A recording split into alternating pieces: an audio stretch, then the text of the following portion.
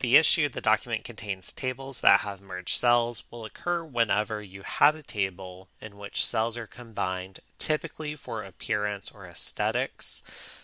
For the most part, tables should be used to communicate data in a logical way.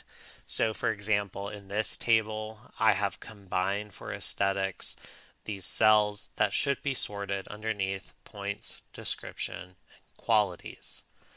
To resolve this issue, I will highlight this cell, and then we are going to split this into cells.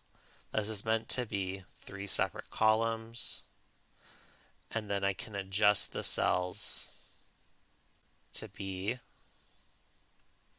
the appropriate size.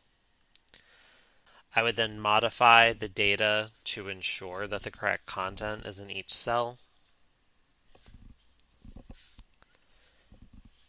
And whenever the table is fully remediated, I would upload the document to resolve the issue.